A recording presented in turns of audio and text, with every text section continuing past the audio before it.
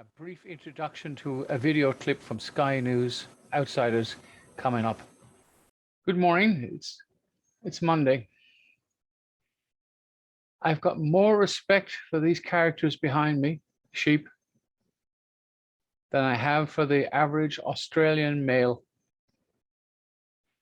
That excludes you decent people who are watching this who are awake.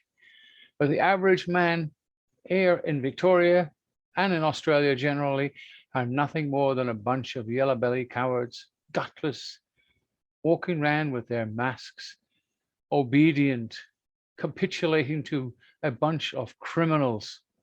Yes, they're criminals, we can call them that. Some of them have been indicted by a grand jury. Disgusting human beings, and the reason I'm saying that is I'm going to show you a clip from Outsiders, the Sky News Outsiders, about how many children are committing suicide and have been damaged. It really is upsetting, and it's a fact. That's why I'm angry.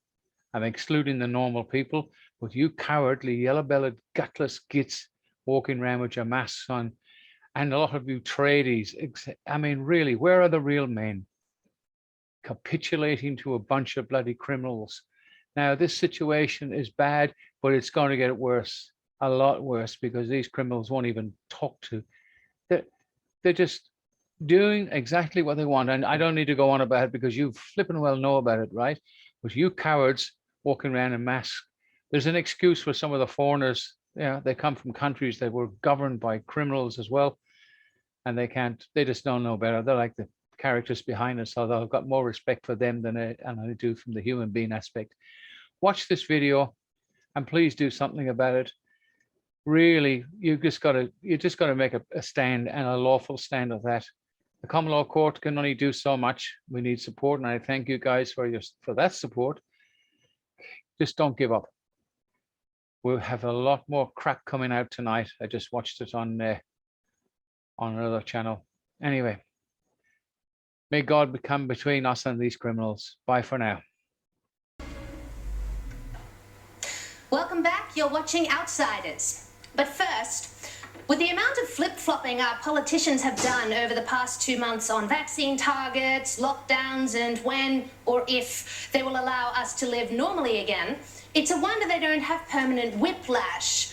However, through all the goalpost shifting, one piece of rhetoric has remained consistent, that they are keeping us safe.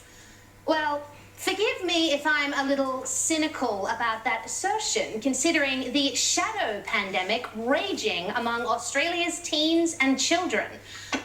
Australia is in the grips of what can only be termed a youth mental health crisis. It seems clear that this has been brought on partly by continued lockdowns. The Kids Helpline recently released their 6-monthly report, which has revealed a dramatic increase in calls for the counselling service in the first half of this year compared to the same period in 2020. All age cohorts demonstrated an increase in calls. Every age group listed mental health concerns as the top reason for making contact. In addition, self-injury and self-harm has moved into the top 5 reasons for making a call among 15 to 18-year-olds, with an increase of 34% from 1,217 to 1,635 during the first half of 2021. Disturbingly, the helpline answered 1,788 more calls from children and young people related to suicide concerns. That is 69 calls a week. And as if that wasn't enough, Kids Helpline counsellors called ambulances, police, or child safety officers for emergency interventions to save 37 children a week who are contemplating taking their own lives, with kids as young as 5 calling for help.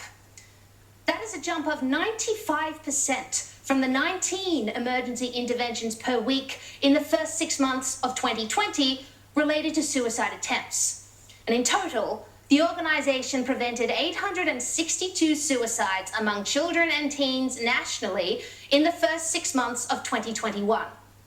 The situation is particularly bad in Victoria, with an increase of 184% in emergency interventions, 44% of which were in response to an immediate attempt to enact suicide, and 31% were for reports of child abuse. And all of that was before the current spate of lockdowns. Regarding those, Melbourne's mid-July lockdown coincided with the highest number of calls to the Kids Helpline, averaging over 500 a day. As for Sydney's lockdown, that has caused a bump of over 50% in calls to the Kids Helpline in New South Wales, hitting a high of 4,143 calls in the week beginning July 19th. Who knows what the next 6 monthly report from the Kids Helpline will say? Now, these statistics alone should be enough to bring the lockdowns crashing to a halt. I'm sure if you ask those over 70 if they had to choose between assuming a somewhat higher risk of catching COVID and dying and the continued desecration of the minds of their grandkids, the long-term consequences of which are indeed looming, the over 70s would choose the former, especially since most of them have had at least one shot of vaccine. And yet our politicians continue to ignore this tragedy unfolding in front of them or pay mere lip service to it, and only when prompted. Much as they smile and coo and insist they're just keeping us safe, the short-term thinking and pig-headedness of these COVID-0 obsessed political class is enacting intolerable cruelty on the most vulnerable in our society. No amount of mental health services are going to fix this problem while the lockdowns are ongoing. There is only one solution: end the lockdowns now. The future of Australia quite literally depends on it.